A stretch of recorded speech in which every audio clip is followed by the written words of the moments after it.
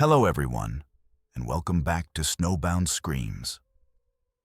Tonight, we travel into the forgotten backroads of America's national parks, places where light fades, and what remains are stories that refuse to die. Across these mountains, forests, and deserts are accounts drawn from witness reports, Park Service files, and archived broadcasts, each one verified, recorded, and retold in their own words. These are the experiences of those who protect our wild spaces, the rangers who patrol the boundaries between civilization and wilderness. Sometimes, they encounter things that defy explanation. The national park system spans over 84 million acres across the United States, protecting some of the most remote and untouched landscapes in North America. Within these vast territories, park rangers serve as guardians, educators, and first responders. They are trained to handle wildlife encounters, search and rescue operations, and medical emergencies. But nothing in their training prepares them for the encounters that cannot be categorized. The cases we will explore tonight span multiple decades, different parks, and varying circumstances. Yet they share common threads of the unexplained. These are not campfire tales designed to frighten. These are documented incidents that have left experienced outdoorsmen questioning what they thought they knew about the wilderness they call their office. The files we've accessed through Freedom of Information requests, personal interviews, and archived reports paint a picture of something lurking just beyond our understanding. In the darkness of our national parks, there are phenomena that science cannot yet explain. Now, let us begin. With our first story, it was early September of 2004 in Yellowstone National Park. The autumn colors had just begun to touch the edges of the vast wilderness, creating a spectacular contrast against the evergreen pines. Ranger Mark Hansen had been with the National Park Service for 7 years. His quiet demeanor and extensive knowledge of the backcountry making him one of the most respected members of the Yellowstone team. At 42 years old, Hansen was in peak physical condition, capable of covering miles of rugged terrain without difficulty. His assignment that day was routine: patrol the remote trails around the Lamar Valley, check on trail conditions, and document any wildlife activity for the seasonal report. The morning began like any other autumn day in the high country. Hansen checked out from the ranger station at Tower Roosevelt at 7:30 a.m., signing the logbook with his characteristic, neat handwriting.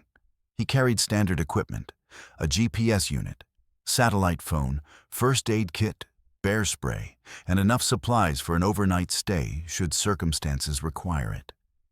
The weather report indicated clear skies, with temperatures dropping to the low 40s after sunset, typical for early September in Yellowstone. Hansen's route would take him through the Slough Creek area, then along the Lamar River Trail to the park's northern boundary, approximately 20 miles round trip.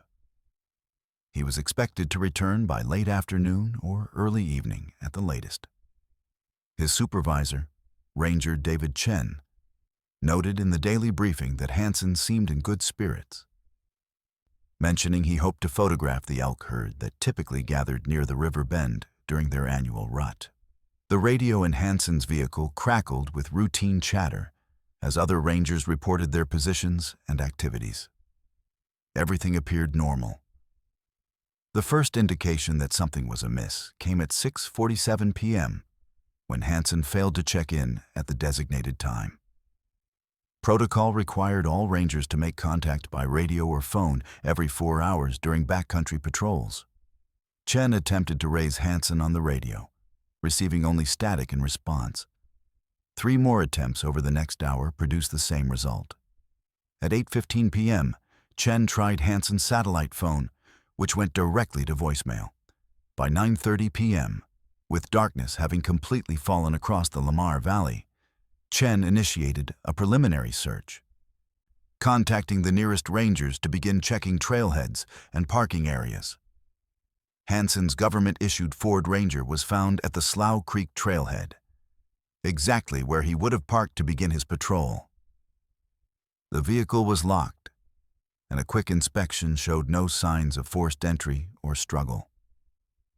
Hansen's backpack and camera equipment were missing, suggesting he had begun his planned hike. Chen immediately called for a full search and rescue team, noting in his official report, "Ranger Hansen is an experienced outdoorsman with excellent survival skills. The fact that he has missed multiple check-ins suggests either a serious injury or an extraordinary circumstance." The search would commence at first light, but the growing unease among the ranger staff was palpable. Nothing in their experience suggested Hansen would simply wander off or fail to follow protocol. The search began at dawn the following day, with 12 rangers and volunteers fanning out along Hansen's intended route. The weather had remained clear, with no precipitation to wash away tracks or evidence. By mid-morning, searchers had located clear boot prints matching the size and pattern of Hansen's issued footwear, confirming he had indeed started along the Lamar River Trail. The tracks followed the expected path for approximately 3 miles before veering toward the riverbank in an unusual deviation from the established trail. Search coordinator Maria Rodriguez noted this discrepancy in her logbook. Hansen was too experienced to leave the trail without reason. Either he was pursuing something or being pursued. The tracks continued along the river for another half-mile before disappearing entirely at a sandy beach area approximately 50 yards wide. Despite extensive grid searching, no further tracks could be found exiting the beach area. It was as if Hansen had simply vanished into thin air. By 2 p.m., the search had expanded to include K-9 units and a helicopter for aerial reconnaissance. The pilot reported nothing unusual, no disturbed vegetation, no signs of struggle, no wildlife concentrations that might suggest a predator encounter. The only anomaly discovered was a single photograph lying face up near the center of the sandy area where the tracks ended. The image showed the elk herd Hansen had hoped to photograph. But the photo was partially obscured by what appeared to be a distortion, as if something had moved between Hansen and his subject at the exact moment the shutter clicked. Park Service photographers later examined the image and could not identify any technical malfunction that would explain the anomaly. The search continued until darkness fell, with growing concern among the experienced searchers. The second day of searching brought more questions than answers. Additional rangers from Grand Teton National Park had joined the effort, expanding the search perimeter to include areas beyond Hansen's intended route. Forensic specialists arrived to examine the beach area where the tracks had ended, using ground-penetrating radar and metal detectors. They found nothing beneath the surface except typical river sediment and stones. Meanwhile, Hansen's satellite phone records showed no outgoing calls or messages after 7 a.m. on the day of his disappearance. The GPS unit in his vehicle had been functioning properly, and his last known position was logged automatically at the trailhead at 8:15 a.m. The most disturbing discovery came mid-afternoon when a searcher found a second photograph approximately 100 yards downstream from the beach area. This image showed the riverbank from an unusual angle, as if the camera had been dropped or placed on the ground. In the distance, barely visible at the edge of the frame, was a tall, slender figure standing at the tree line. The figure was too distant to identify clearly, but its proportions appeared human, though unusually tall and thin. Ranger Chen, upon examining the photograph, made an unusual notation in the incident report. The figure appears to be watching the photographer's position. Its stance suggests awareness of being observed. The search continued through a third day, with similar results, no further evidence, no additional tracks, and no sign of Ranger Hansen. The official search was scaled back after 7 days, though park rangers continued to keep watch for any sign of their missing colleague. The aftermath of Hansen's disappearance left the Yellowstone Ranger community deeply unsettled. Officially, the case remained open with no conclusive evidence pointing to any specific cause of death or disappearance. The National Park Service conducted an internal review, finding no procedural errors or negligence in Hanson's actions that day. Unofficially, rangers who had participated in the search spoke in hushed tones about the inexplicable nature of the case.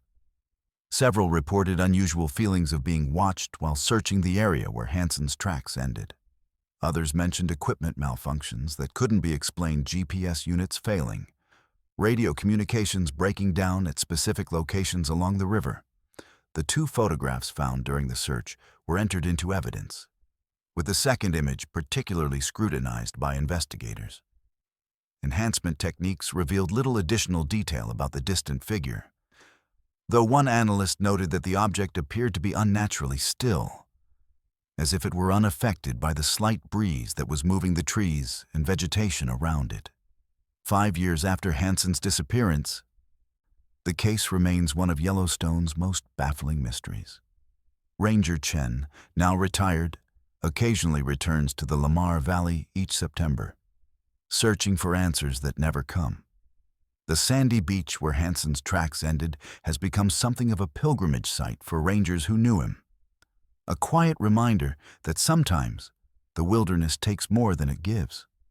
No trace of Mark Hanson was ever found beyond those photographs and the mysterious tracks that led to nowhere. It was late May of 2011 in Mesa Verde National Park, Colorado. The spring season brought moderate temperatures and occasional afternoon thunderstorms to the high desert landscape. Ranger Sarah Mitchell had transferred to Mesa Verde just 3 months earlier. Drawn by the opportunity to work among the ancient cliff dwellings and archaeological sites that dotted the park's rugged terrain.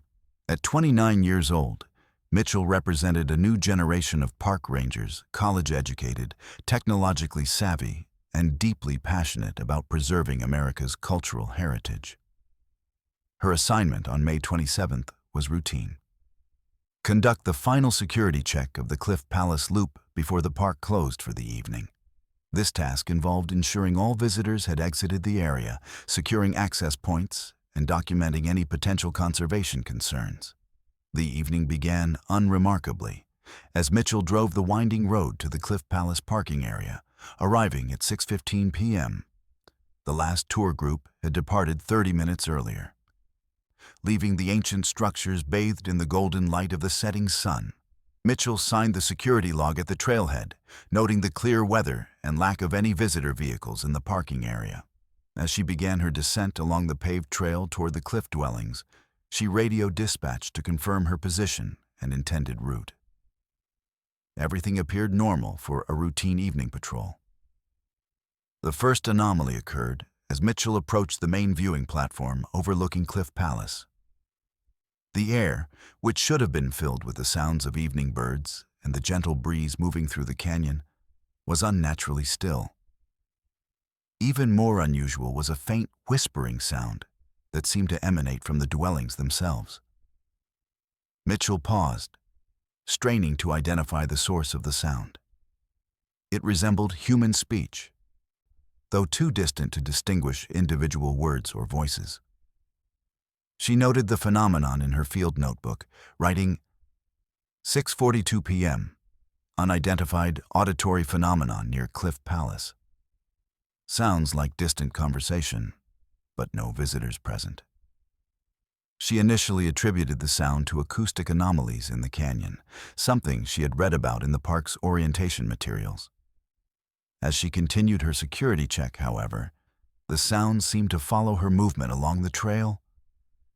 When she stopped at the Sun Temple overlook, the whispering became clearer, resolving into what sounded like multiple voices speaking in an unfamiliar language. Mitchell, who had minored in linguistics in college, did not recognize the speech patterns as belonging to any known indigenous language of the region. The quality of the sound was unusual as well, not like voices carrying across distance, but as if the source was very close, yet somehow muffled or filtered through an unusual medium. Despite her scientific training and rational mindset, Mitchell felt an uncharacteristic chill as she continued her patrol. By 7:15 p.m., Mitchell had completed her inspection of the main cliff dwellings and was preparing to return to the parking area. The whispering sounds had gradually faded as she moved away from the central structures, which she found somewhat reassuring. As she passed the kiva near the trail junction, however, she experienced something that defied logical explanation. The kiva, a ceremonial chamber used by the ancestral Pueblo people, was typically accessed only by authorized personnel. Mitchell noticed that the protective gate, which should have been locked, stood slightly ajar. This immediately raised concern, as it suggested either a security breach or potential vandalism. Mitchell approached cautiously, calling out to identify herself as a park ranger. There was no response, except for the return of the whispering sounds, now louder and more distinct than before. She radioed dispatch to report the situation, noting the time as 7:23 p.m. As she awaited instructions, the whispering resolved into what sounded like a single voice speaking in English, though with an unusual cadence and accent. The voice seemed to be coming from within the kiva itself, saying words that Mitchell could not quite make out clearly. What was most disturbing was that the voice appeared to be responding to her radio transmission, though not in a way that made logical sense. Park service regulations required Mitchell to investigate any potential security breach. So with some trepidation, she approached the kiva entrance and peered inside. The interior of the kiva appeared undisturbed, with no signs of vandalism or unauthorized entry. Mitchell's flashlight beam revealed the familiar features of the ceremonial chamber, of the stone bench encircling the space, the central fire pit, and the small opening in the floor that symbolized the sipapu, the portal through which ancestral beings emerged. What was not supposed to be there, however, was a faint blue light emanating from the center of the fire pit. Mitchell had never seen anything like it in her 3 months at Mesa Verde, nor had she read about any such phenomenon in the extensive park documentation she had studied. The whispering voice continued, now clearly audible from within the chamber. Mitchell could make out fragments of words. Waiting. Below. Return. She radioed dispatch again, requesting immediate backup and noting the unusual light and voice in her report. The dispatcher, Ranger Tom Martinez, responded that a unit was en route but would not arrive for at least 20 minutes due to the distance from the main visitor center. Mitchell decided to secure the area while waiting, positioning herself where she could observe the kiva entrance without approaching too closely.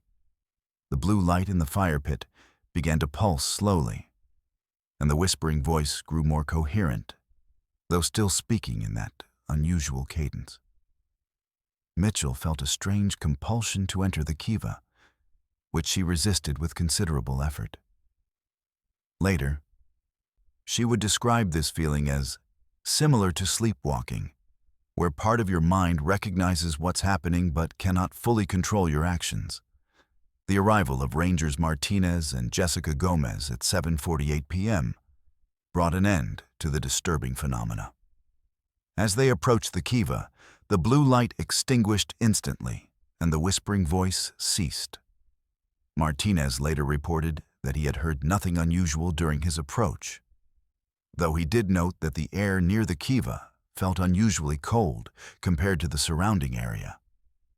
A thorough inspection of the kiva revealed no explanation for the light or voice Mitchell had experienced. The protective gate showed no signs of forced entry, and the lock mechanism was functioning properly.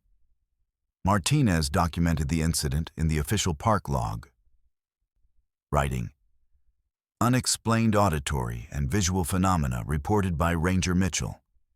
No physical evidence found. Possible atmospheric or geological explanation to be investigated."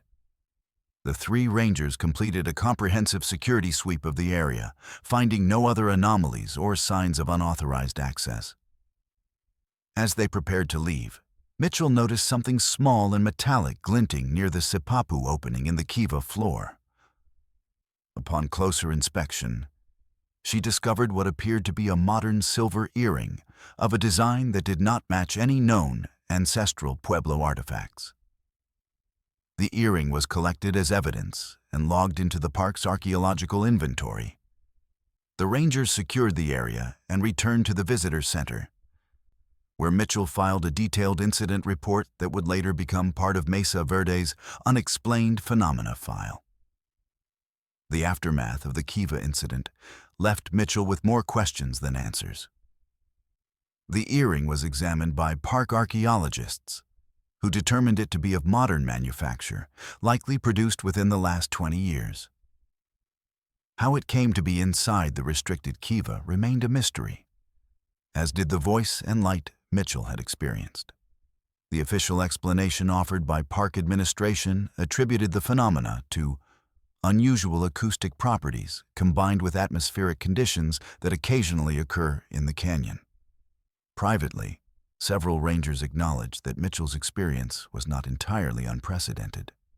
Over the years, various employees had reported strange sounds and unusual sensations near the cliff dwellings, particularly during the quiet evening hours. Most of these incidents went undocumented for fear of professional repercussions. Mitchell's thorough and professional reporting of her experience, however, brought these unofficial stories into the open. 6 months after the incident, the Park Service installed additional monitoring equipment near the cliff dwellings, including audio recorders and environmental sensors. During the first year of operation, these devices captured several unexplained audio files that contained whispering voices similar to those described by Mitchell, though none were as clear or sustained as her experience. Mitchell remained at Mesa Verde for 3 more years before transferring to a different park. Though she never again experienced anything like the voices in the kiva, the earring discovered that evening remains in the park's evidence collection, its origin and significance still undetermined. No further incidents were reported in that specific kiva after Mitchell's experience. Though rangers still speak in hushed tones about the voices that sometimes echo through the cliff dwellings at dusk. It was mid-July of 2016 in Great Smoky Mountains National Park.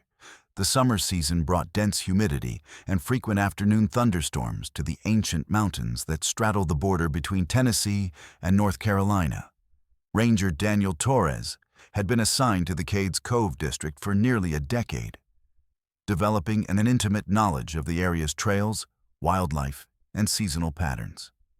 At 36 years old, Torres combined the practical skills of a law enforcement officer with the observational abilities of a naturalist, making him particularly well-suited to patrol the remote sections of the park.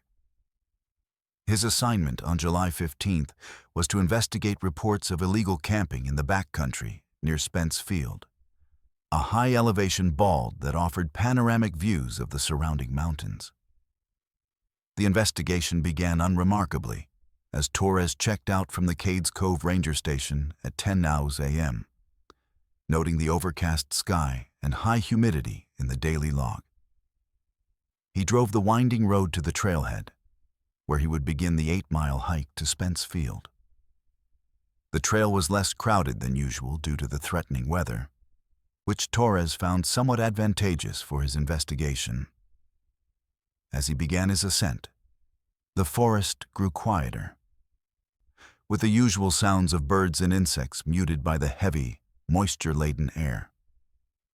Torres radioed dispatch to confirm his position and intended route, noting that he expected to reach the investigation area by early afternoon.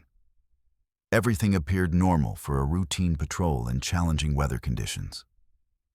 The first indication of something unusual came approximately 3 miles into Torres's hike, as he approached the Anthony Creek area. The trail, which should have been damp from recent rainfall, showed signs of unusual disturbance in several sections. Torres noted in his field notebook that vegetation alongside the path appeared to have been pressed down in a manner inconsistent with typical foot traffic. More concerning were several broken branches at heights of 6 to 8 feet, suggesting something of considerable size had moved through the area. Torres initially attributed the damage to foraging bears, which were known to frequent the area. But something about the pattern of disturbance didn't quite match typical bear activity. As he continued his ascent, the weather began to deteriorate, with dark clouds gathering overhead and distant thunder rumbling through the valleys. At 12:15 p.m., Torres stopped for a brief rest and to check his GPS unit. While consulting the device, he heard a sound that caught his attention, a heavy footstep in the forest, approximately 50 yards to his left. He called out, identifying himself as a park ranger and asking if anyone needed assistance. There was no response except for the sound of something large moving quickly through the undergrowth. Torres noted the time and location in his logbook, writing, "Possible wildlife encounter. Large animal moving quickly through dense vegetation. Unable to identify species." He proceeded with caution, increasing his awareness of his surroundings as he continued toward Spence Field. By 2:30 p.m., Torres had reached the vicinity of Spence Field, where the reported illegal camping was supposed to have occurred. The high-elevation bald was shrouded in mist, reducing visibility to approximately 100 yards. A light rain had begun to fall, creating a damp, cold environment despite the summer season. Torres located the reported campsite near the edge of the bald, finding it abandoned but recently used. A fire pit contained cold ashes, and several food wrappers indicated the campers had left within the past 24 hours. As Torres documented the site and collected evidence, he became aware of a persistent feeling of being watched. The sensation was strong enough that he radioed dispatch to report his position and the abandoned campsite, subtly mentioning the unusual quiet of the area. At 3:10 p.m., as he was photographing the campsite for evidence, Torres heard a sound that caused him to stop abruptly, a low, guttural vocalization from the tree line approximately 70 yards away. The sound was unlike any wildlife vocalization Torres had encountered in his 10 years at the park. It was deeper than a bear's growl, yet more resonant than a cougar's cry, with a quality that seemed almost deliberate rather than instinctual. Torres immediately called out, identifying himself and ordering whoever was there to show themselves. The only response was the sound of heavy movement through the forest, followed by silence. Torres decided to complete his investigation of the abandoned campsite before attempting to locate the source of the unusual sound. As he collected the remaining evidence, he noticed something that struck him as particularly odd. The campsite showed signs of having been abandoned suddenly, with personal items left behind that most people would not willingly discard. A partially eaten meal sat near the fire pit, and a sleeping bag lay unfurled near a small tent that had been left standing. More disturbing were several large footprints in the soft ground around the campsite, measuring approximately 16 inches in length and showing an unusual pattern of 5 toes with a wide divergent big toe. Torres photographed the prints, noting their size and configuration in his evidence log. At 3:45 p.m., as he was preparing to leave the area, Torres experienced something that would remain with him for years afterward. As he stood near the edge of the bald, scanning the tree line with binoculars, he briefly glimpsed a tall, bipedal figure moving between the trees. The sighting lasted no more than 3 seconds, but it was sufficient for Torres to note several distinctive characteristics.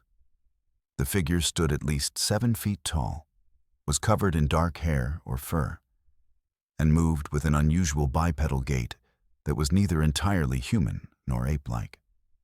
Before he could focus his binoculars for a better view, the figure had disappeared into the dense forest. Torres immediately radioed dispatch to report what he had seen. Though he carefully worded his report to emphasize the brief and unclear nature of the sighting, the return journey to the trailhead proved more unsettling than the ascent had been. As Torres descended the mountain, the feeling of being watched intensified. despite his efforts to remain rational and focused. Several times, he heard heavy movement in the forest parallel to his position, though attempts to locate the source proved unsuccessful. At approximately 5:15 p.m., as he approached the Anthony Creek area again, Torres discovered something that brought a cold sense of dread. The trail he had followed upward showed signs of significant disturbance that had not been present on his earlier passage. Large branches were broken along the path, and several sections of trail showed impressions that suggested something heavy had followed him down the mountain. Torres stopped at a small clearing to consult his map and GPS unit, taking the opportunity to scan the surrounding forest carefully. As he stood studying the terrain, he heard a sound directly behind him, the distinct crack of a large branch breaking under weight. He turned quickly to find nothing there, though the sound had been close enough that he should have been able to see whatever caused it. The forest had fallen completely silent, with no bird song or insect noise to mask any potential movement. Torres noted in his logbook, "Pursued or followed by unidentified subject. Large bipedal. Caution advised." He increased his pace, maintaining constant vigilance as he continued toward the trailhead. Torres reached his vehicle at 6:40 p.m., finding it undisturbed. As he loaded his equipment, he conducted a final survey of the surrounding area, noting how the forest seemed to return to its normal state as daylight began to fade. The feeling of being watched had diminished somewhat, though not entirely disappeared. He radioed dispatch one final time to report his safe return to the trailhead, requesting that the incident file be flagged for follow-up investigation. The drive back to the Cades Cove Ranger Station was quiet, with Torres replaying the day's events in his mind, searching for rational explanations that seemed increasingly inadequate. Upon arrival at the station, he completed a detailed incident report, including photographs of the abandoned campsite, the unusual footprints, and the disturbed trail sections. He made sure to document the vocalization he had heard and the brief sighting of the bipedal figure, though he carefully framed these observations in objective, professional language. The following day, Torres and two other rangers returned to Spence Field to conduct a more thorough investigation of the area. They found additional evidence of unusual activity, including more large footprints and several trees with bark stripped at heights of 7 to 8 feet. The abandoned campsite showed further signs of disturbance, with the tent collapsed and additional items scattered around the area. Most disturbing was the discovery of a partially buried backpack containing identification for two hikers who had been reported missing in the park 3 weeks earlier. The backpack showed signs of having been torn open by something of considerable strength, though the contents were largely intact, except for food items, which had been removed. The aftermath of Torres's experience led to one of the most extensive investigations in Great Smoky Mountains National Park's recent history. The missing hiker's backpack discovery prompted a renewed search effort, though no additional evidence or remains were found. The unusual footprints were photographed and cast, though analysis by wildlife biologists proved inconclusive. Some suggested they might be from an unusually large bear with hindfoot deformities, while others noted the toe configuration was more consistent with primate anatomy. The Park Service officially attributed the incidents to unidentified wildlife activity, though privately, several rangers acknowledged the possibility of something more unusual. Torres never publicly speculated about what he had encountered, maintaining his professional focus on the factual evidence he had documented. However, in conversations with trusted colleagues, he acknowledged that the creature he briefly glimpsed moved with an intelligence and deliberation that went beyond typical animal behavior. 5 years after the incident, Torres still patrols the Cades Cove district, though he approaches certain areas of the backcountry with increased caution. The abandoned campsite near Spence Field has since been removed, and the area closed to overnight camping, though no official reason was given beyond resource protection. Rangers who patrol that section of the park occasionally report unusual sounds and fleeting sightings of tall figures in the distance, though most keep these observations to themselves. The mystery of what Torres encountered that July day remains unsolved, a quiet reminder that even in our most visited national parks, there are still places where the unknown holds sway. It was early November of 2019 in Yosemite National Park, California. The autumn season had brought cooler temperatures and fewer visitors to the iconic valley, creating a sense of quiet that contrasted sharply with the busy summer months. Ranger Emily Chen had been with the National Park Service for 5 years, transferring to Yosemite the previous spring. At 31 years old, Chen brought a background in environmental science and a passion for wilderness preservation to her work as a backcountry ranger. Her assignment on November 8th was to conduct a final seasonal check of the high country camps before winter closures. This involved hiking to several remote locations to document site conditions and ensure no equipment or supplies remained that could be damaged by snow or attract wildlife. The day began unremarkably as Chen checked out from the Tuolumne Meadows Ranger Station at 8 a.m., noting the clear skies and cold temperatures in the daily log.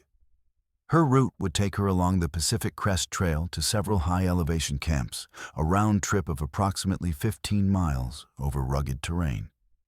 As she began her hike, the crisp mountain air carried the scent of pine and the distant sound of waterfalls, creating the perfect autumn morning in the Sierra Nevada.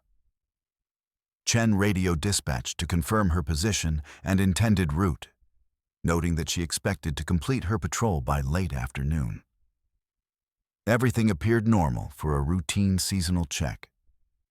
The first anomaly occurred approximately 2 hours into Chen's hike as she approached the Cathedral Lakes area. The trail, which should have offered expansive views of the surrounding granite peaks, was shrouded in an unusual fog that seemed to form without the typical atmospheric conditions. Chen noted in her field notebook that the fog was strangely localized, clinging to the trail while leaving the surrounding landscape relatively clear. More unusual was the quality of the silence that accompanied the fog, not the typical quiet of a high-elevation environment, but an unnatural absence of sound. No birds called, no insects buzzed, and even the wind seemed to be muffled by the strange atmospheric condition. Chen stopped briefly to check her GPS unit, which functioned normally despite the unusual fog. As she stood consulting the device, she became aware of a sensation that was difficult to describe, not quite a sound, but more like a pressure change in her ears, similar to what one might experience when descending rapidly in elevation. The sensation passed quickly, and Chen continued her hike, though with increased awareness of her surroundings. The fog seemed to follow her movement along the trail, maintaining a consistent density and position relative to her location. This was particularly unusual, as fog typically moves with air currents rather than appearing to track with an individual's movement. By 11:30 a.m., Chen had reached the first of her designated checkpoints, a small camping area near Upper Cathedral Lake. The site appeared undisturbed, with no signs of recent use or any equipment left behind. As Chen conducted her inspection, she noticed something that struck her as odd. The surface of the lake, which should have shown gentle ripples from the slight breeze, was perfectly still, almost like glass. More unusual was the reflection in the water, which seemed somehow clearer and more detailed than the actual landscape being reflected. Chen photographed the phenomenon, though she knew the images would likely not capture the strange quality she was observing. As she prepared to leave the area, she heard a sound that caused her to stop abruptly, a single musical note that seemed to emanate from the direction of the lake. The note was clear and sustained, unlike any natural sound Chen had encountered in her years of outdoor experience. It lasted approximately 10 seconds before fading as gradually as it had begun. Chen radioed dispatch to report her position and the unusual sound. though she carefully worded her transmission to maintain a professional tone. The dispatcher acknowledged her report, noting that no other rangers in the area had reported anything unusual. Chen continued her patrol with increased caution, though the fog seemed to dissipate somewhat as she moved away from the lake. The journey to the second checkpoint took Chen through some of the most rugged terrain in the Tuolumne Meadows area. The trail climbed steeply over granite formations that offered spectacular views of the surrounding wilderness.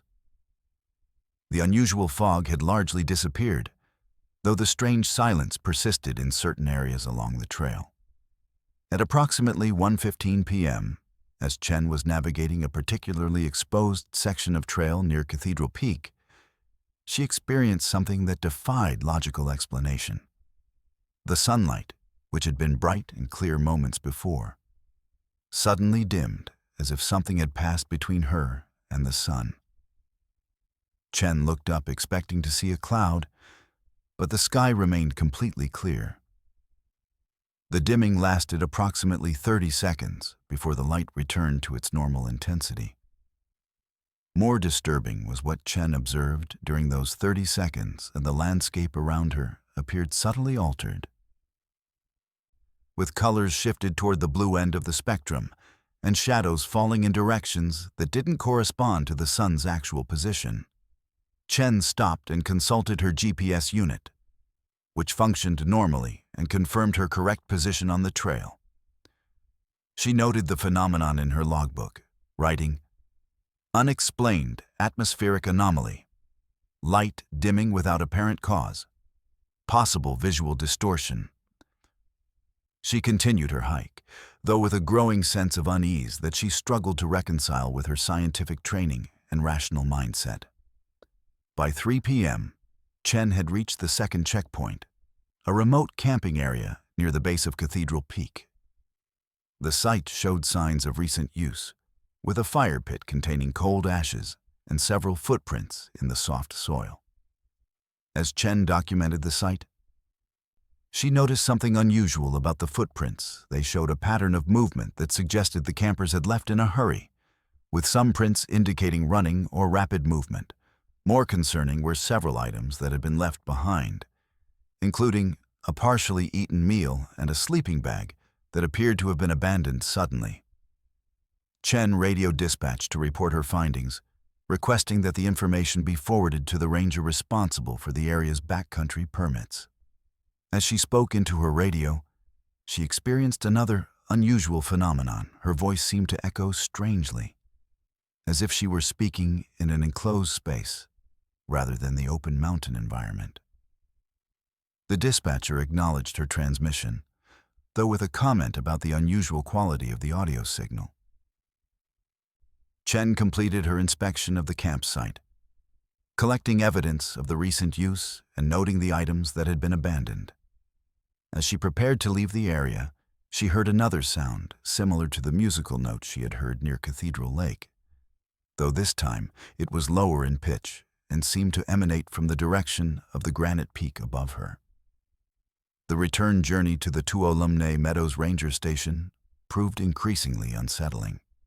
As Chen descended the mountain, she experienced several more unexplained phenomena: brief periods of unusual silence, subtle shifts in light quality, and occasional musical notes that seemed to emanate from the surrounding landscape. At approximately 4:30 p.m., as she approached a section of trail known for its expansive views, Chen stopped to photograph the landscape when she noticed something unusual in the distance. Near the edge of a meadow, approximately half a mile away, what appeared to be a group of figures moved in a coordinated pattern that was unlike typical human movement. The figures were too distant to identify clearly, but they seemed to be taller and thinner than typical humans, with an unusual quality of movement that was both graceful and somehow unnatural. Chen raised her binoculars for a better view, but before she could focus on the figures, they had disappeared behind a ridge. She noted the sighting in her logbook, though she carefully framed her observation to emphasize the distance and poor visibility conditions. As she continued her hike, The feeling of being watched intensified, despite her efforts to remain rational and focused. Several times, she heard faint sounds that seemed to follow her movement, though attempts to locate the source proved unsuccessful. Chen increased her pace, maintaining constant vigilance as she continued toward the ranger station. Chen reached the Tuolumne Meadows Ranger Station at 5:45 p.m., finding the facility quiet as most staff had already departed for the day. As she completed her paperwork and prepared her evidence for submission, she reviewed her notes from the day's patrol, struck by how many unusual phenomena she had experienced. The official report she filed documented the abandoned campsite and the evidence of recent use, though she made only brief mention of the atmospheric anomalies and unusual sounds, framing them as possible acoustic and optical phenomena related to unusual atmospheric conditions. The following day, Chen and another ranger returned to the area near Cathedral Peak to conduct a more thorough investigation of the abandoned campsite. They found additional evidence of hurried departure, including personal items scattered around the area and a backpack that had been partially buried under stones. The backpack contained identification for a group of 3 hikers who had been reported missing in the park 2 days earlier. A search of the surrounding area revealed no additional evidence or signs of the missing hikers, though several unusual footprints were discovered that did not match any known hiking boots or wildlife tracks. The prints were unusually long and narrow, with a pattern that suggested bipedal movement, but with a stride length that exceeded typical human capability. The aftermath of Chen's experience led to a quiet investigation within the Park Service, though no official explanation was ever provided for the various phenomena she had documented. The missing hikers were never found, though their case file noted the unusual circumstances of their disappearance and the evidence that suggested they had abandoned their campsite in a hurry. Chen never publicly speculated about what she had encountered during her November patrol, maintaining her professional focus on the factual evidence she had documented. However, in conversations with trusted colleagues, she acknowledged that the combination of atmospheric anomalies, unusual sounds, and the brief sighting of distant figures suggested something beyond typical natural phenomena. 3 years after the incident, Chen still works in Yosemite, though she approaches certain areas of the high country with increased caution. The section of trail near Cathedral Peak, where she observed the distant figures, has become known among rangers as an area of unusual occurrences, though most keep these observations to themselves. The mystery of what Chen experienced that November day remains unsolved, a quiet reminder that even in our most studied and documented landscapes, there are still phenomena that defy explanation. No further evidence of the missing hikers was ever found, and the unusual atmospheric conditions Chen documented have not been officially explained, though some rangers who patrol the area occasionally report similar phenomena when hiking alone in the high country. It was late October of 2012 in Shenandoah National Park, Virginia. The autumn colors were at their peak, painting the Blue Ridge Mountains in brilliant shades of red, orange, and gold. Ranger Michael Harrison had been with the National Park Service for 12 years, spending the last 6 of those at Shenandoah.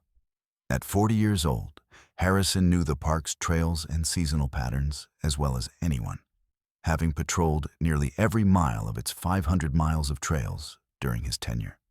His assignment on October 28th was to investigate reports of unusual lights near the old Rag Mountain area. The reports had come from several hikers over the past week, describing strange illumination in the sky after sunset and unusual sounds emanating from the mountain's rocky summit. The investigation began unremarkably as Harrison checked out from the park's headquarters at 2:00 p.m., noting the clear skies and mild temperatures in the daily log. He drove to the Old Rag parking area, where he would begin the 4-mile hike to the summit. The trail was busy with leaf peepers taking advantage of the perfect autumn weather, creating a stark contrast to the mysterious reports he was investigating. As Harrison began his ascent, the forest canopy created a cathedral of color overhead, with sunlight filtering through the leaves in shifting patterns.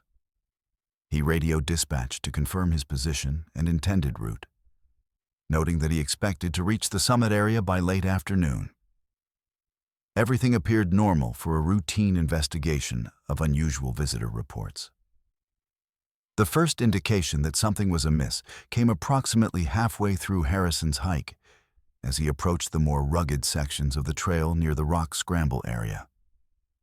The trail, which should have been busy with hikers enjoying the perfect autumn day, became strangely deserted.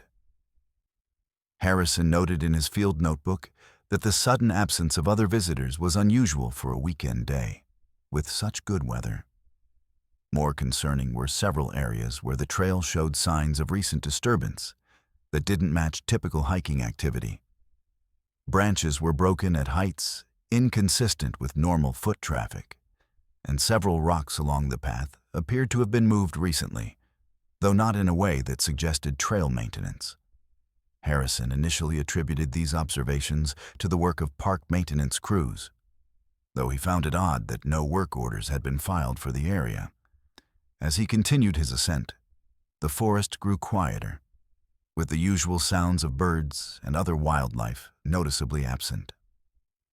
At 3:30 p.m., Harrison stopped for a brief rest and to consult his map of the summit area. While studying the terrain features, he heard a sound that caught his attention, a low, resonant hum that seemed to emanate from the direction of the summit. The sound was unlike any mechanical noise Harrison had encountered in the park, with a quality that seemed almost organic rather than artificial. He noted the time and location in his logbook, writing, "Unidentified auditory phenomenon. Low-frequency hum from summit direction. No apparent source." He proceeded with caution, increasing his awareness of his surroundings as he continued toward the rock scramble area. By 4:45 p.m., Harrison had reached the base of the rock scramble that leads to Old Rag's summit. The area was completely deserted, with no other hikers visible despite the perfect weather and spectacular views. The low hum he had heard earlier was more distinct now, though still difficult to locate precisely. As Harrison began the challenging ascent through the rocky area, he noticed something unusual about the rock formations themselves. Several surfaces appeared to have a strange sheen or quality that reflected light in an unusual manner. He photographed these areas, though he knew the images would likely not capture the subtle effect he was observing. More concerning were several areas where the rock showed signs of recent tool marks, as if something had been cut or removed from the formations. These marks were fresh, with no weathering to suggest they had been there long. Harrison radioed dispatch to report his findings, requesting that the information be forwarded to the park's geological specialist. As he spoke into his radio, the hum seemed to increase in intensity, though it remained difficult to pinpoint its exact location. The dispatcher acknowledged his transmission, though with a comment about unusual interference on the radio frequency. Harrison continued his climb with increased caution, noting that the feeling of being watched had grown stronger as he approached the summit. The final ascent to Old Rag's summit proved more challenging than Harrison had anticipated, not because of the physical difficulty of the rock scramble, but due to the increasing strangeness of the phenomena he was experiencing. The low hum had resolved into what sounded like multiple tones, creating a dissonant chord that seemed to vibrate through the rock itself. More disturbing was the discovery of several areas where the granite appeared to have been cut or removed with precision that suggested advanced tools rather than natural processes. These areas showed clean edges and smooth surfaces that were inconsistent with typical weathering or erosion patterns. At 5:30 p.m., Harrison reached the summit area, finding it completely deserted despite the spectacular views and perfect weather conditions. The panoramic vista should have been filled with other hikers enjoying the sunset. Yet Harrison was alone. As he conducted a systematic survey of the summit area, he discovered something that brought a cold sense of dread, a series of geometric patterns carved into the rock surfaces that were too precise to be natural formations, yet didn't match any known cultural or historical petroglyphs from the region. The patterns were complex, with interlocking lines and curves that created a sense of movement when viewed from different angles. Harrison photographed these formations, noting their precise measurements and orientations in his evidence log. As he worked, he became aware of a subtle change in the light quality, as if the sunset were being filtered through an unusual medium. The most disturbing discovery came as Harrison was examining a large rock formation near the summit's highest point. The surface of the rock appeared to have been cut away to create a flat, polished area approximately 6 feet in diameter. In the center of this area was a series of concentric circles that seemed to pulse with a faint internal light, though the light was too dim to be captured by his camera. As Harrison knelt to examine the formation more closely, he experienced something that would remain with him for years. Afterward, a sudden feeling of vertigo combined with an auditory hallucination of whispers speaking in an unknown language. The sensation lasted only a few seconds, but left him disoriented and deeply unsettled. He stood up quickly, scanning the surrounding area for any sign of other people, though the summit remained deserted. The low hum had increased in intensity, now clearly emanating from the rock formation before him. Harrison radioed dispatch to report his discovery, though he struggled to describe the phenomena in objective, professional terms. The dispatcher acknowledged his transmission, though the radio connection was increasingly affected by interference that seemed to correspond with the intensity of the hum. Harrison decided to complete his documentation of the summit area before beginning his descent, though he maintained a safe distance from the unusual rock formation. The return journey to the trailhead proved more unsettling than the ascent had been. As Harrison descended the mountain, the low hum gradually faded, though the feeling of being watched intensified. Several times, he caught glimpses of movement in his peripheral vision, though attempts to locate the source proved unsuccessful. The rock formations that had appeared unusual on his ascent now seemed to have changed, with the strange sheen or quality he had observed earlier either diminished or absent entirely. At approximately 6:15 p.m., as he was navigating the more technical sections of the rock scramble, Harrison heard a sound directly behind him, the distinct scrape of rock on rock. He turned quickly to find nothing there, though the sound had been close enough that he should have been able to see whatever caused it. The forest had fallen completely silent, with no bird song or wind noise to mask any potential movement. Harrison noted in his logbook, "Possible pursuit or observation by unidentified subject as extreme caution advised." He increased his pace, maintaining constant vigilance as he continued toward the trailhead. The last hour of his hike was completed in near darkness, with Harrison using his headlamp to navigate the increasingly challenging terrain. The feeling of being watched persisted until he reached the more populated sections of the lower trail, where other hikers were beginning their evening hikes. Harrison reached his vehicle at 7:30 p.m., finding it undisturbed. As he loaded his equipment, he conducted a final survey of the surrounding area, noting how the forest seemed to return to its normal state as darkness fell. The low hum had disappeared entirely, though the memory of it remained vivid. He radioed dispatch one final time to report his safe return to the trailhead, requesting that the incident file be flagged for immediate follow-up investigation.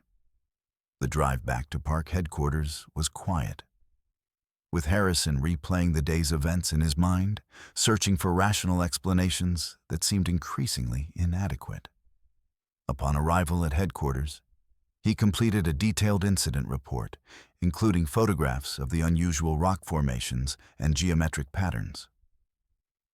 He made sure to document the auditory phenomena and the strange light quality he had observed, though he carefully framed these observations in objective, professional language. The following day, Harrison and several other rangers returned to Old Rag Mountain to conduct a more thorough investigation of the summit area. They found additional evidence of unusual activity, including more geometric patterns and several areas where rock appeared to have been removed with precision-cutting tools. The most disturbing discovery was a series of metallic objects buried near the summit objects, made of materials that could not be identified by Park Service geologists or metallurgists. The aftermath of Harrison's investigation led to one of the most unusual internal reviews in Shenandoah National Park's history. The metallic objects discovered near the summit were sent to a specialized laboratory for analysis, though the results were classified and never included in the park's official records. The geometric patterns and rock formations were documented extensively, though public access to certain areas of Old Rag Mountain was quietly restricted under the guise of geological instability. Harrison never publicly speculated about what he had encountered during his October investigation, maintaining his professional focus on the factual evidence he had documented. However, in conversations with trusted colleagues, he acknowledged that the combination of auditory phenomena, unusual light quality, and precision rock modifications suggested something beyond typical natural processes or human activity. 8 years after the incident, Harrison still works at Shenandoah, though he approaches certain areas of the park with increased caution. The summit of Old Rag Mountain remains an area of occasional, unusual reports, though most rangers who patrol the area keep their observations to themselves. The mystery of what Harrison discovered that October day remains officially unsolved. A quiet reminder that even in our oldest and most studied national parks, there are still phenomena that defy conventional explanation. No further evidence of the precision rock modifications or metallic objects has been officially documented, though some rangers who patrol the area occasionally report unusual hums and strange light quality near the summit, particularly during the autumn months. It was early August of 2015 in Glacier National Park, Montana. The summer season had brought warmer temperatures and increased visitor traffic to the rugged wilderness of northern Montana. Ranger Jennifer Walsh had been with the National Park Service for 8 years, transferring to Glacier the previous year. At 34 years old, Walsh brought extensive experience in backcountry search and rescue to her work as a patrol ranger in the park's more remote areas. Her assignment on August 5th was to investigate reports of overdue hikers in the Lone Peak area, a remote section of the park known for its challenging terrain and limited cellular service. The investigation began unremarkably as Walsh checked out from the Many Glacier Ranger Station at 7 a.m., noting the clear skies and cool temperatures in the daily log. 2 hikers, Mark and Susan Thompson, had been reported overdue by their family when they failed to return from a 3-day backpacking trip to the Lone Peak area. Their planned route should have brought them back to the trailhead by August 3rd, 2 days earlier. As Walsh prepared to begin her search, she reviewed the Thompsons' itinerary and experience level, noting that both were experienced backpackers with extensive hiking experience in various national parks. The weather had remained clear throughout their planned trip, suggesting that environmental factors were unlikely to have caused their delay. Walsh radioed dispatch to confirm her position and intended search route, noting that she would begin with the most likely camping areas along the Thompsons' planned route. Everything appeared normal for a search and rescue operation, though Walsh felt a growing sense of concern as she reviewed the details of the case. The first indication that something was unusual came approximately 2 hours into Walsh's search, as she approached the first of the Thompsons' planned camping areas near Lake Helen. The campsite showed signs of recent use, with a fire pit containing cold ashes and several footprints in the soft soil. However, Walsh immediately noticed something odd. The tent that should have been there was missing, along with most of the equipment that would typically be part of a backpacking camp. More concerning were several items that had been left behind, including a partially eaten meal, a water bottle that was still half full, and a hiking boot that appeared to have been removed suddenly. Walsh noted in her field notebook that the campsite showed signs of having been abandoned in a hurry, though without the typical indications of wildlife encounter or medical emergency. As she conducted a more thorough search of the area, she discovered something that brought a cold sense of dread, a series of tracks in the soft soil that did not match any known hiking boots or wildlife tracks. The prints were unusually long and narrow, with a pattern that suggested bipedal movement, but with a stride length that exceeded typical human capability. Walsh photographed the tracks, noting their size and configuration in her evidence log. At 9:30 a.m., she radioed dispatch to report her findings, requesting that additional search teams be deployed to the area. The dispatcher acknowledged her transmission, noting that weather conditions remained favorable for search operations. By 11 a.m., Walsh had expanded her search to include the surrounding area, working in a systematic grid pattern to ensure no potential evidence was missed. The terrain was challenging, with steep slopes and dense vegetation that limited visibility and made movement difficult. As Walsh navigated a particularly dense section of forest near the lake, she discovered something that struck her as particularly unusual: a series of broken branches at heights of 8 to 10 feet, suggesting something of considerable size had moved through the area. The damage pattern was inconsistent with typical bear activity, which usually occurs at lower heights and shows different patterns of branch breakage. More concerning were several large areas where the vegetation appeared to have been pressed down in a circular pattern, as if something heavy had rested or slept there. Walsh noted these locations in her logbook, writing, "Unusual vegetation damage. Possible large bipedal subject. Caution advised." As she continued her search, she found additional evidence of the Thompsons' presence: a small pile of gear that had been left near the trail, including a map, compass, and several food items. The gear appeared to have been abandoned rather than lost, suggesting the Thompsons had left the area intentionally but in a hurry. Walsh radioed dispatch to report her discovery, noting that the evidence increasingly suggested something other than a typical getting lost scenario. The search continued through the early afternoon, with Walsh covering increasingly difficult terrain as she followed what appeared to be tracks left by the Thompsons and whatever had accompanied them. The trail led away from the established path and into a more remote section of the park characterized by dense forest and rocky outcroppings. At approximately 2:15 p.m., Walsh discovered something that would change the direction of the search entirely: a small digital camera lying on the ground near a fallen log. The camera appeared to be in good condition, though the lens was partially obscured by what looked like mud or dirt. Walsh carefully collected the camera as evidence, noting its location in her logbook. The most disturbing discovery came a few minutes later, when Walsh found a piece of fabric torn from what appeared to be the Thompsons' tent. The fabric was caught on a thorn bush approximately 7 feet above the ground, suggesting that something had torn it while passing by. The tear pattern was inconsistent with typical damage from branches or natural obstacles, showing instead a clean cut that suggested deliberate action with considerable force. Walsh radioed dispatch to report her findings, requesting that the search be expanded to include aerial reconnaissance of the area. The dispatcher acknowledged her transmission, noting that a helicopter would be available within the hour, weather permitting.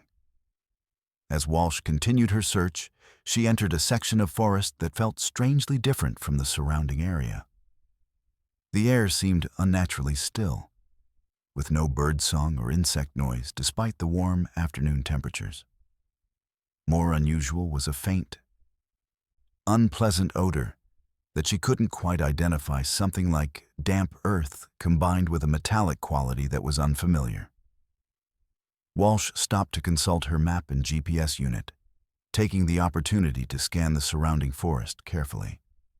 As she stood studying the terrain, She heard a sound that caused her to stop abruptly, a heavy footstep in the forest, approximately 50 yards to her left. She called out, identifying herself as a park ranger and asking if anyone needed assistance.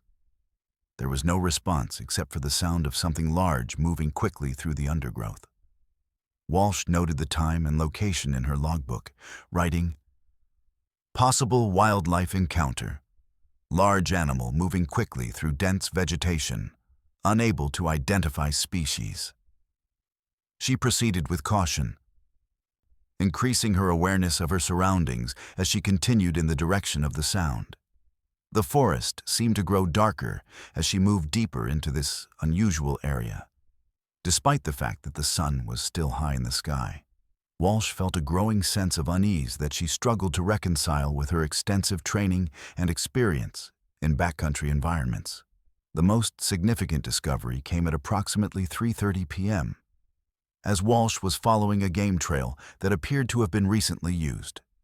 The trail led to a small clearing where she found something that brought a cold realization: the Thompson's backpack, lying on the ground as if it had been dropped suddenly. The pack had been torn open, with its contents scattered around the clearing. Most of the equipment appeared to be intact, though all food items had been removed. More disturbing were several large footprints in the soft ground around the backpack, measuring approximately 18 inches in length and showing an unusual pattern of 5 toes with a wide, divergent big toe. Walsh photographed the prints, noting their size and configuration in her evidence log. As she collected the scattered items from the backpack, she discovered something that was particularly concerning: a small notebook containing handwritten notes that appeared to document unusual observations during the Thompsons' hike. The final entry, dated August 2nd, read, "Something is following us. Large, not bare. We're trying to lose it in the high country. If you find this, tell our families we love them." Walsh radioed dispatch immediately to report her discovery, requesting that additional search teams be deployed to the area with caution. The dispatcher acknowledged her transmission, noting that the helicopter was en route and would arrive within 15 minutes. The arrival of the search helicopter at 3:50 p.m. brought additional resources and personnel to the operation. As the helicopter conducted aerial reconnaissance of the area, Walsh continued her ground search, following what appeared to be tracks leading away from the clearing. The trail led to a steep, rocky area that would have been challenging for even experienced hikers like the Thompsons. As Walsh navigated this difficult terrain, she discovered additional evidence of struggle: more torn fabric, scuff marks on rocks, and occasional drops of blood that appeared to be human. The most disturbing discovery came at approximately 4:30 p.m., when Walsh found Susan Thompson's hiking boot lying near the edge of a cliff face. The boot appeared to have been removed forcibly, with one of the laces torn. Below the cliff was a dense forest that would have made any recovery operation extremely difficult. Walsh radioed dispatch to report her discovery, noting the GPS coordinates and requesting that the search team focus on the area below the cliff. As she spoke into her radio, she heard a sound that caused her to stop abruptly, a low, guttural vocalization from the forest, approximately 50 yards away. The sound was unlike any wildlife vocalization Walsh had encountered in her 8 years with the Park Service.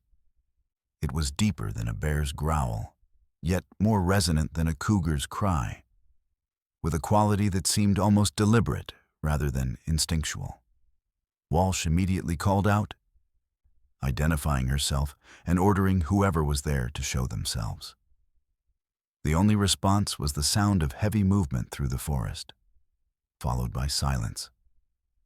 The search operation continued for 5 more days, with additional rangers and search volunteers joining the effort. The area below the cliff face was searched extensively, though no trace of the Thompsons was found. The camera discovered by Walsh was sent to a forensic lab for analysis, though technicians were unable to recover any images from the memory card, which appeared to have been corrupted or deliberately erased.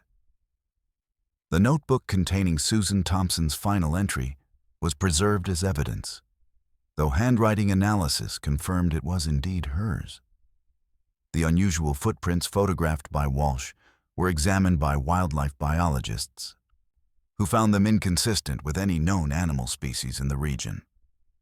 The official explanation offered by the Park Service attributed the disappearance to unidentified wildlife activity. Though privately, several rangers acknowledged the possibility of something more unusual. Walsh never publicly speculated about what had happened to the Thompsons, maintaining her professional focus on the factual evidence she had documented. However, in conversations with trusted colleagues, she acknowledged that the combination of unusual tracks, torn equipment, and Susan Thompson's final note suggested something beyond typical wildlife encounters. 6 years after the disappearance, Walsh still works in Glacier National Park, though she approaches certain areas of the backcountry with increased caution. The section of forest where she found the Thompsons' backpack has become known among rangers as an area of unusual occurrences, though most keep these observations to themselves. The mystery of what happened to Mark and Susan Thompson remains officially unsolved. A quiet reminder that even in our most pristine wilderness areas, there are still places where the unknown holds sway. No further evidence of the missing hikers was ever found, and the unusual footprints documented during the search have never been definitively identified. Though some rangers who patrol the area occasionally report similar tracks and disturbing sounds in the remote sections of the park. It was late March of 2018 in Big Bend National Park, Texas. The spring season brought mild temperatures and blooming desert plants to the vast wilderness of West Texas. Ranger Carlos Mendez had been with the National Park Service for 15 years, spending the last 10 of those at Big Bend. At 43 years old, Mendez knew the park's desert terrain and seasonal patterns as well as anyone, having patrolled nearly every section of its 800,000 acres during his tenure. His assignment on March 22nd was to investigate reports of unusual lights and sounds in the remote Chisos Mountains area. The reports had come from several visitors over the past week, describing strange illumination in the night sky and unexplained sounds emanating from the mountains after dark. The investigation began unremarkably as Mendez checked out from the Panther Junction Visitor Center at 4 p.m., noting the clear skies and warm temperatures in the daily log. He drove to the Chisos Basin area, where he would begin his hike into the mountains. The desert landscape was quiet in the late afternoon light, with the characteristic rock formations of the Chisos Mountains casting long shadows across the valley. As Mendez began his hike, he radioed dispatch to confirm his position and intended route, noting that he expected to reach the investigation area by early evening. Everything appeared normal for a routine investigation of unusual visitor reports.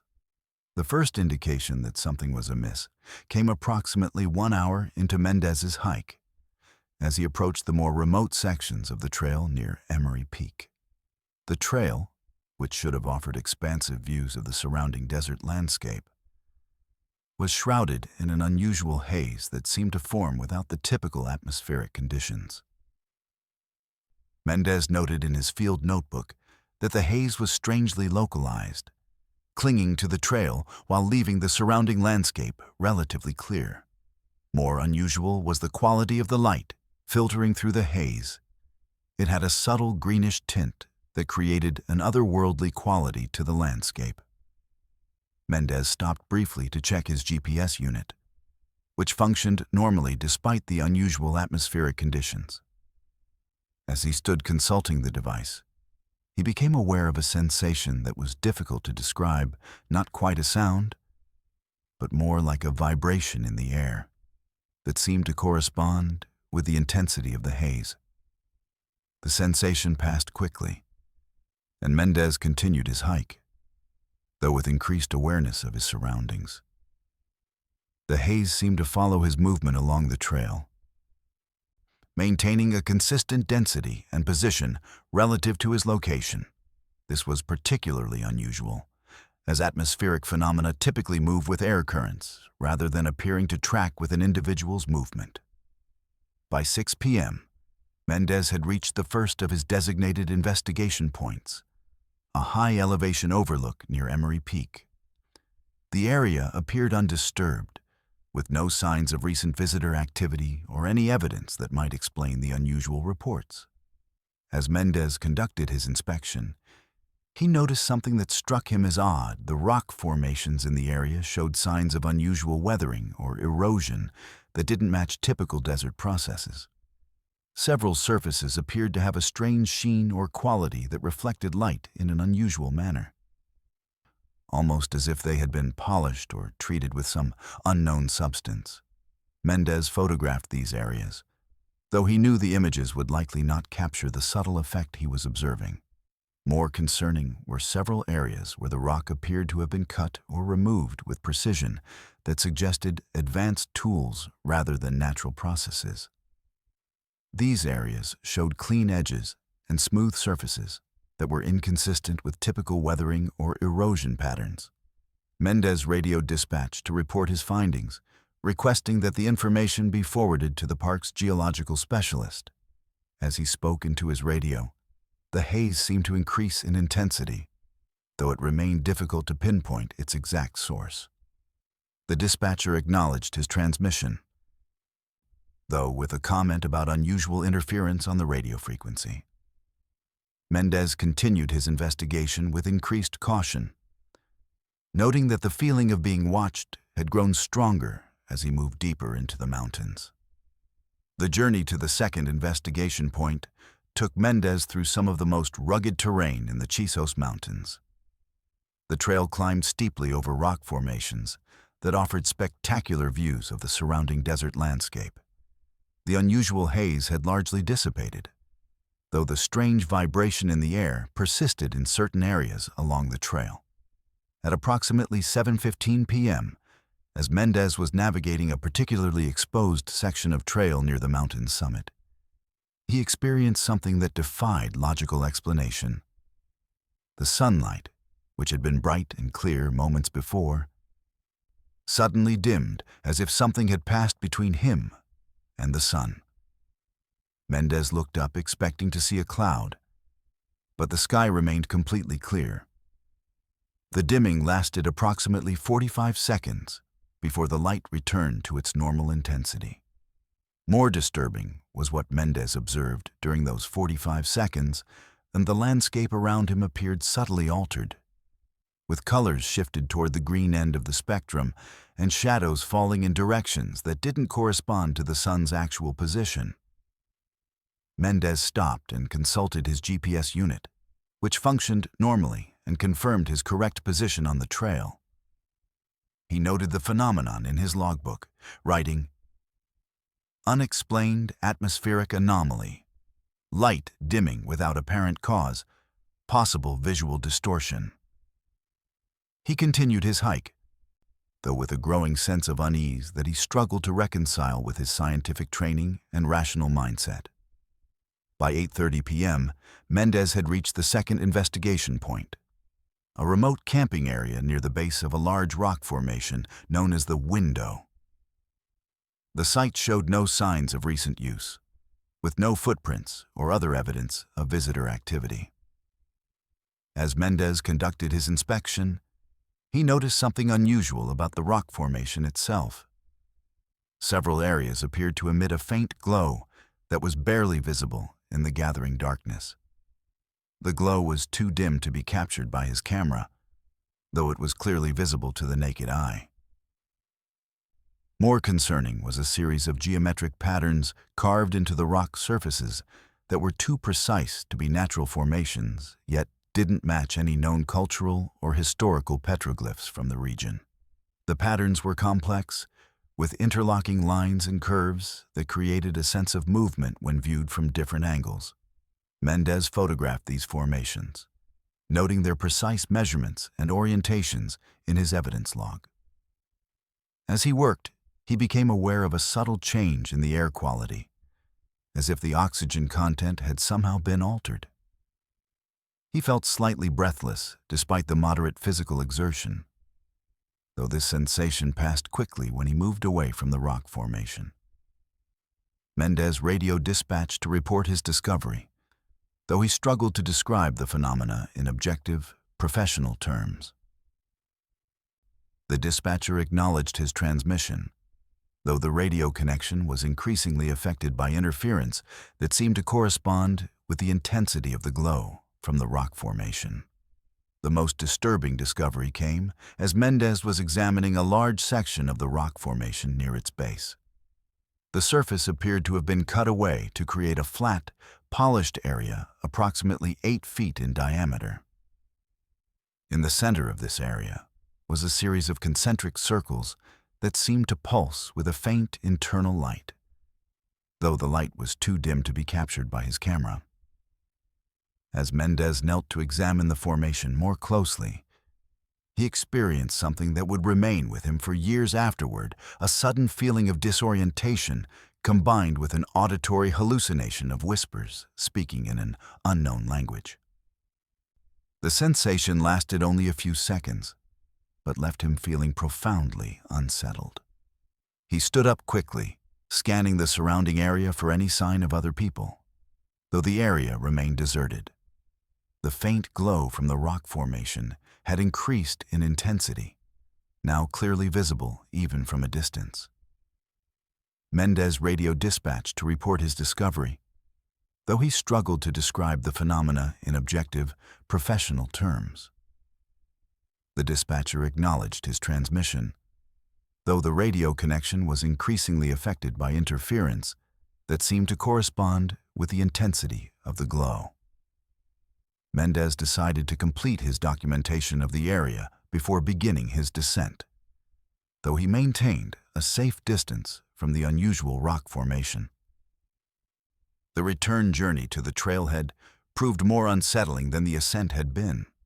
As Mendez descended the mountain, the unusual atmospheric phenomena gradually diminished, though the feeling of being watched intensified.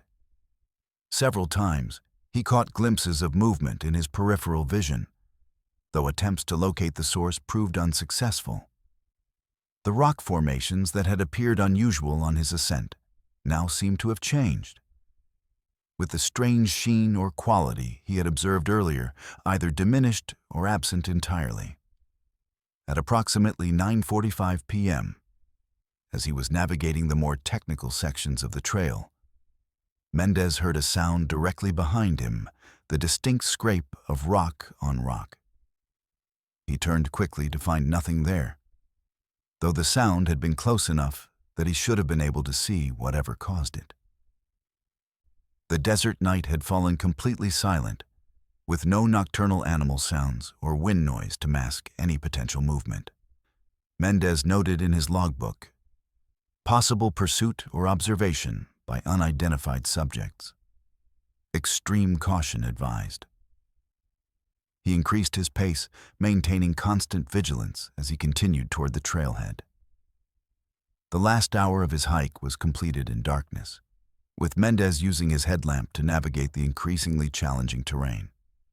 The feeling of being watched persisted until he reached the more populated sections of the lower trail, where other visitors were beginning their evening stargazing activities. Mendez reached his vehicle at 10:30 p.m., finding it undisturbed. As he loaded his equipment, he conducted a final survey of the surrounding area, noting how the desert seemed to return to its normal state under the starlit sky. The unusual atmospheric phenomena had disappeared entirely, though the memory of them remained vivid. He radioed dispatch one final time to report his safe return to the trailhead, requesting that the incident file be flagged for immediate follow-up investigation. The drive back to the Panther Junction Visitor Center was quiet, with Mendez replaying the day's events in his mind, searching for rational explanations that seemed increasingly inadequate. Upon arrival at the visitor center, he completed a detailed incident report, including photographs of the unusual rock formations and geometric patterns. He made sure to document the atmospheric anomalies and strange light quality he had observed, though he carefully framed these observations in objective, professional language. The following day, Mendez and several other rangers returned to the Chisos Mountains to conduct a more thorough investigation of the area. They found additional evidence of unusual activity, including more geometric patterns and several areas where rock appeared to have been removed with precision-cutting tools. The most disturbing discovery was a series of metallic objects buried near the rock formation objects, made of materials that could not be identified by Park Service geologists or metallurgists. The aftermath of Mendez's investigation led to one of the most unusual internal reviews in Big Bend National Park's history. The metallic objects discovered near the rock formation were sent to a specialized laboratory for analysis, though the results were classified and never included in the park's official records. The geometric patterns and rock formations were documented extensively, though public access to certain areas of the Chisos Mountains was quietly restricted under the guise of geological instability. Mendez never publicly speculated about what he had encountered during his March investigation, maintaining his professional focus on the factual evidence he had documented. However, in conversations with trusted colleagues, he acknowledged that the combination of atmospheric anomalies, unusual light quality, and precision rock modifications suggested something beyond typical natural processes or human activity. 3 years after the incident, Mendez still works at Big Bend, though he approaches certain areas of the park with increased caution.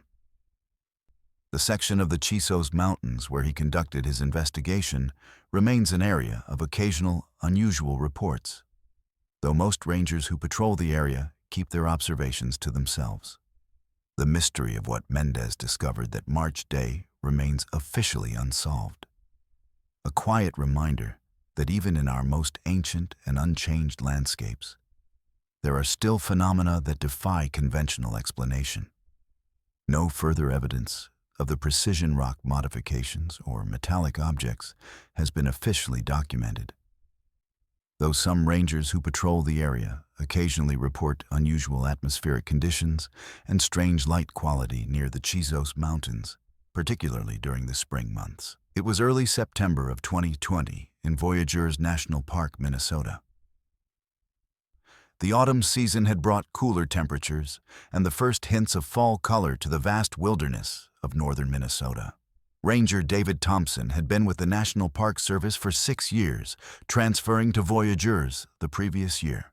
At 32 years old, Thompson brought a background in wilderness survival and extensive experience with water-based patrol operations to his work in the park's remote lake country.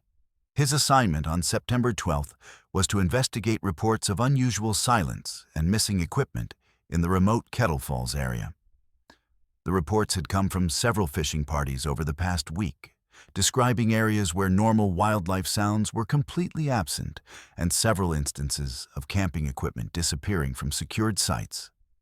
The investigation began unremarkably as Thompson checked out from the Rainy Lake Visitor Center at 7:30 a.m., noting the overcast skies and cool temperatures in the daily log. He launched his patrol boat from the Visitor Center dock, beginning the long journey across the interconnected lakes that form the heart of Voyageurs National Park. The water was calm, with a light mist rising from the surface in the cool morning air. As Thompson navigated the labyrinth of waterways, he radioed dispatch to confirm his position and intended route, noting that he expected to reach the Kettle Falls area by early afternoon.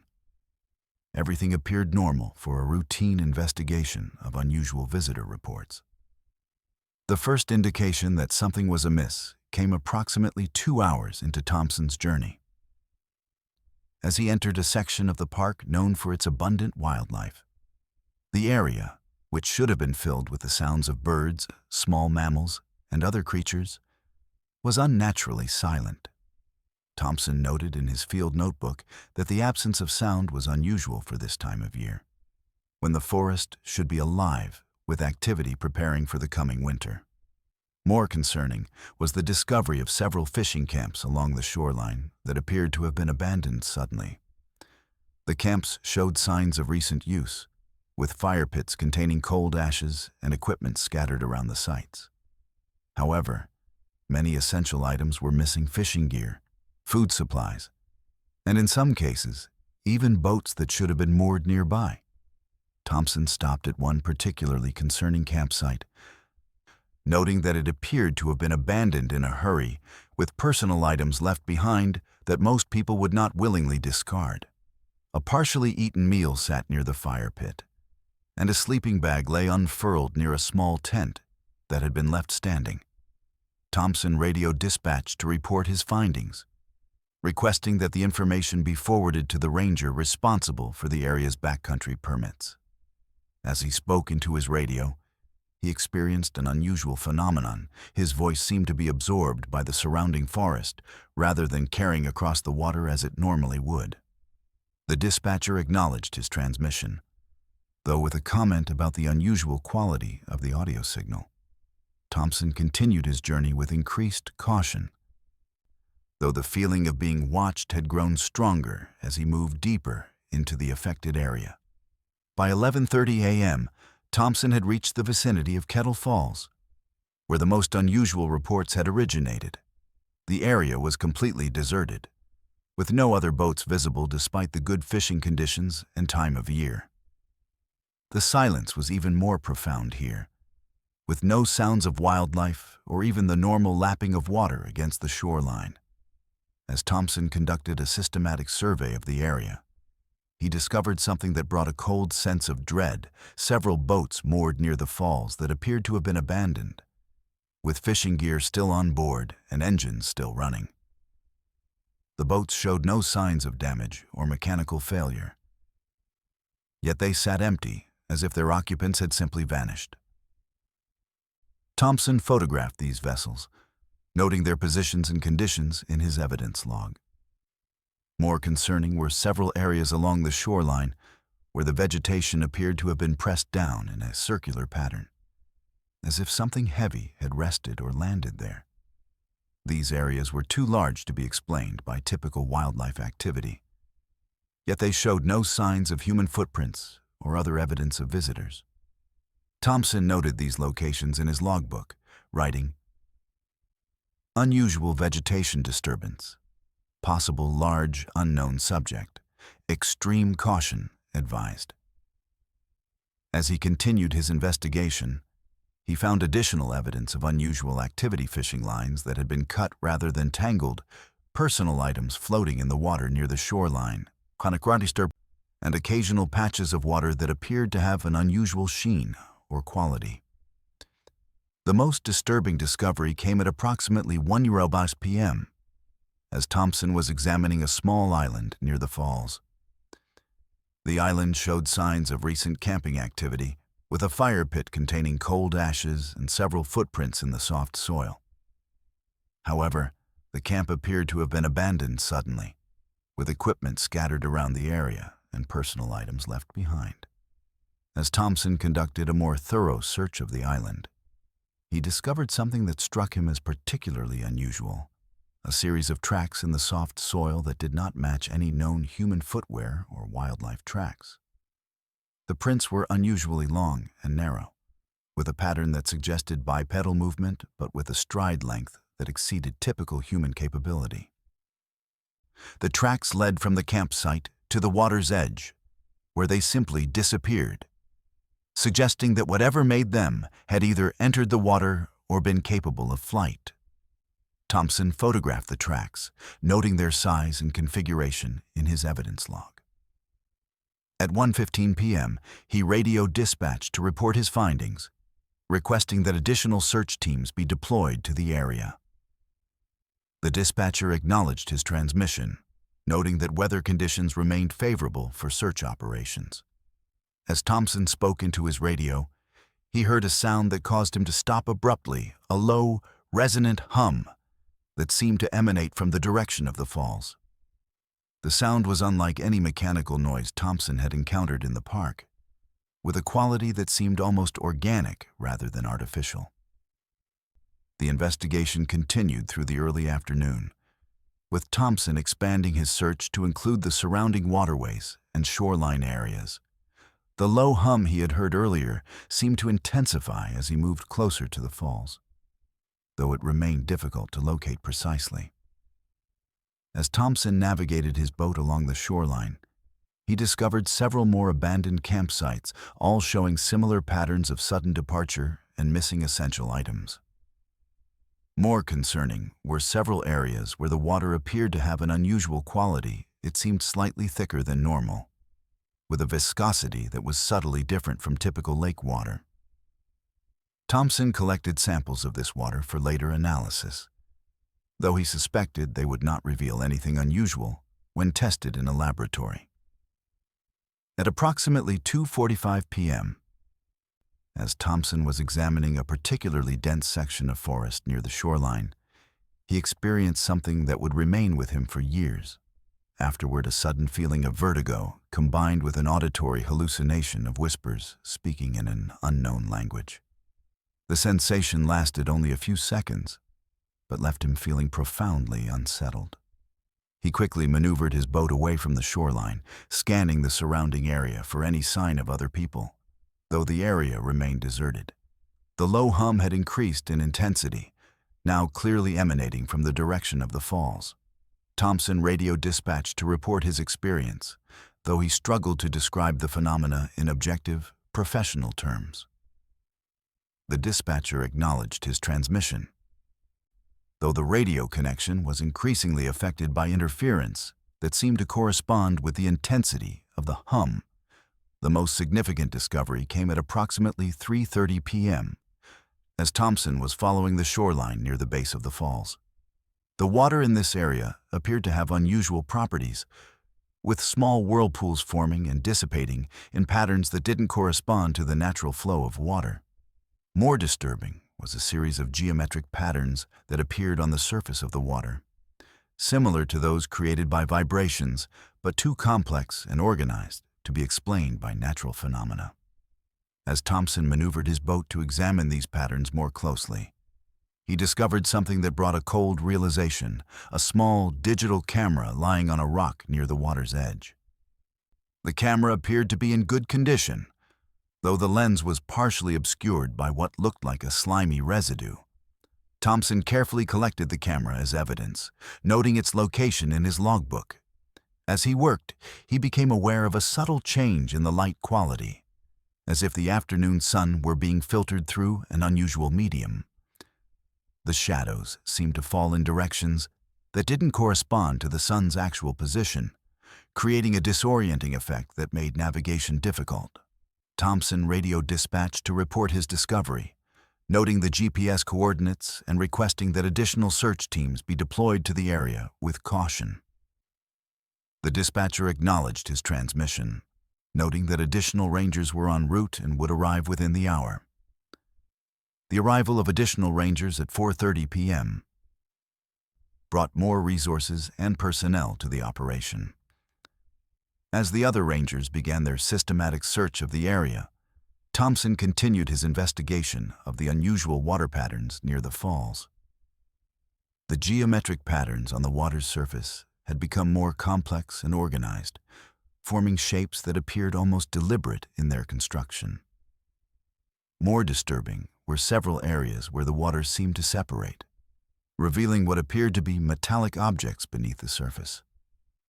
These objects were too deep to retrieve with the equipment available, though they appeared to be too regular in shape to be natural formations. Thompson documented these observations with photographs and detailed notes, though he struggled to find adequate scientific explanations for what he was observing. As the afternoon progressed toward evening, the unusual phenomena began to intensify. The low hum became more distinct. The geometric patterns on the water became more complex, and the feeling of being watched grew stronger.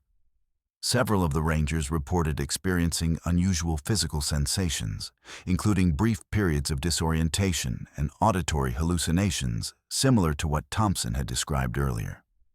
At 6:15 p.m., as the rangers were preparing to conclude their search for the day, they experienced something that would change the direction of the investigation entirely. A sudden, intense flash of light emanating from the direction of the falls, followed by a period of complete silence that lasted approximately 5 minutes. When normal sound gradually returned, the unusual phenomena had disappeared entirely, as if they had never occurred. The aftermath of the Kettle Falls incident led to one of the most extensive investigations in Voyageurs National Park's history. The camera discovered by Thompson was sent to a forensic lab for analysis, though technicians were unable to recover any images from the memory card, which appeared to have been corrupted or deliberately erased.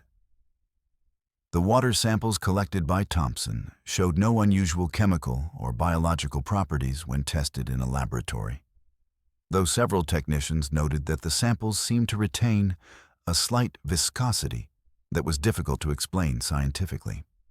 The unusual tracks photographed by Thompson were examined by wildlife biologists, who found them inconsistent with any known animal species in the region. The official explanation offered by the Park Service attributed the various phenomena to unusual atmospheric and hydrological conditions, though privately, several rangers acknowledged the possibility of something more unusual. Thompson never publicly speculated about what he had encountered during his September investigation, maintaining his professional focus on the factual evidence he had documented. However, in conversations with trusted colleagues, he acknowledged that the combination of unusual silence, missing equipment, and unexplained phenomena suggested something beyond typical natural processes or human activity. 2 years after the incident, Thompson still works at Voyageurs, though he approaches certain areas of the park with increased caution. The Kettle Falls area remains an area of occasional unusual reports, though most rangers who patrol the area keep their observations to themselves. The mystery of what happened at Kettle Falls that September day remains officially unsolved, a quiet reminder that even in our most pristine water-based wilderness areas, there are still phenomena that defy conventional explanation. No further evidence of the unusual tracks or metallic objects beneath the water has been officially documented, though some rangers who patrol the area occasionally report unusual silence and strange water patterns near the falls, particularly during the autumn months. The American landscape remains vast and unknowable. Across our national parks, from the highest mountains to the deepest forests, from the driest deserts to the most expansive waterways, there are still phenomena that defy explanation. The rangers who patrol these wild spaces are trained observers, skilled in documentation and investigation. Yet even they encounter experiences that challenge our understanding of the natural world.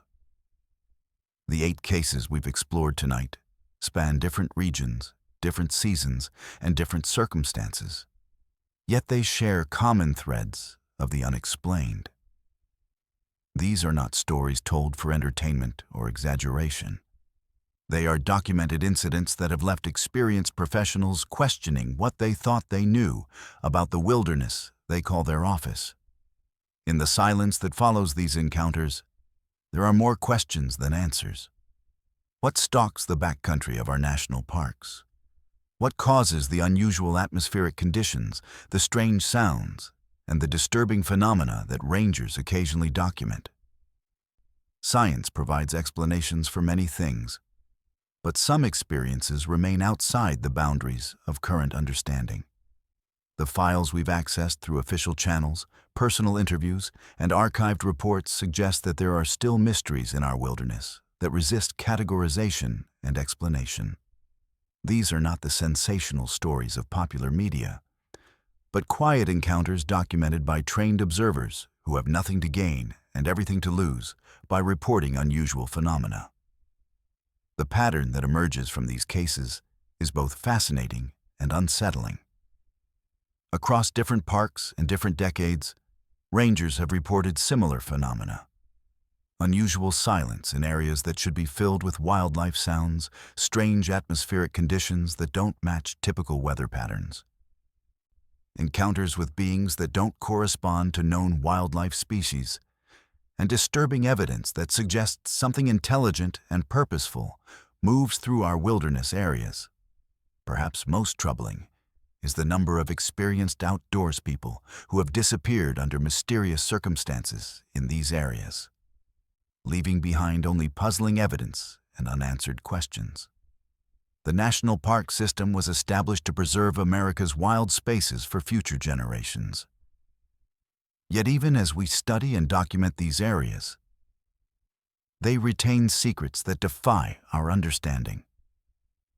The rangers who patrol these boundaries between civilization and wilderness serve as our eyes and ears in these remote places, occasionally bringing back reports that challenge our assumptions about what is possible in the natural world.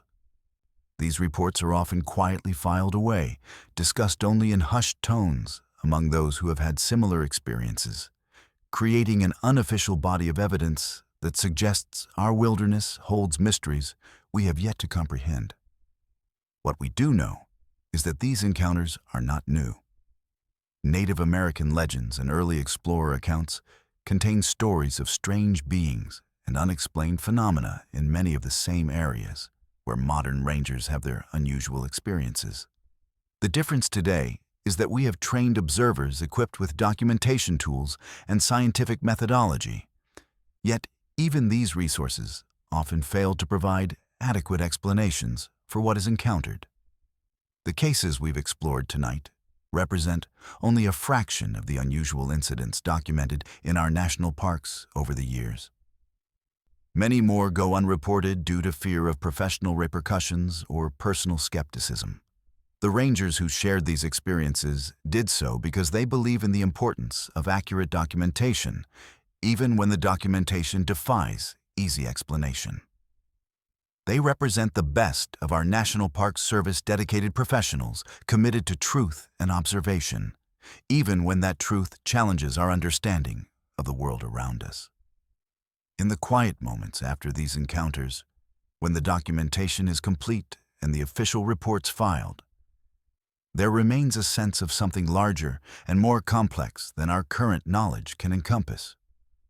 The wilderness has always held a special place in the American imagination, a place of both beauty and danger, of wonder and mystery. Our national parks represent some of the last truly wild spaces in our country, areas where the natural world still operates largely on its own terms. Perhaps it's not surprising that these areas occasionally manifest phenomena that we don't yet understand.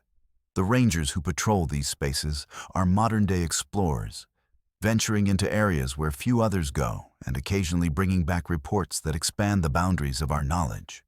What we've learned from these cases is that there are still frontiers to be explored, even in our most visited and studied landscapes.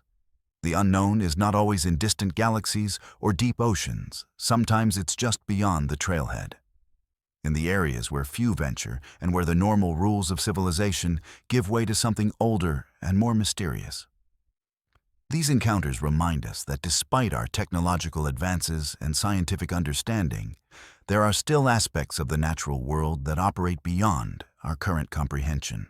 The wilderness keeps its secrets, occasionally revealing just enough to remind us how much we still have to learn.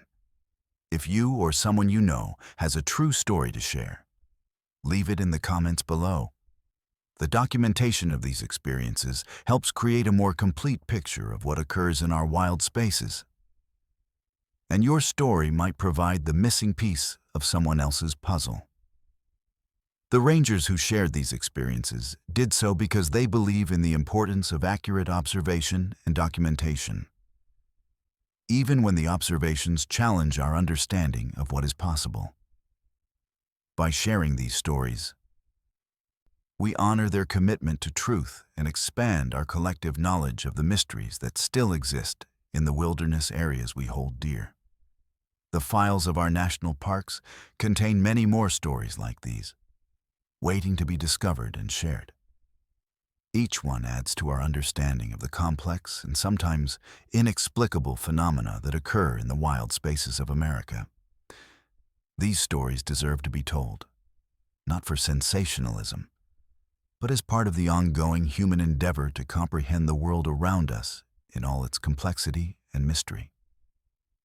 The boundary between the known and unknown is not always clearly marked, especially in the wilderness areas of our national parks.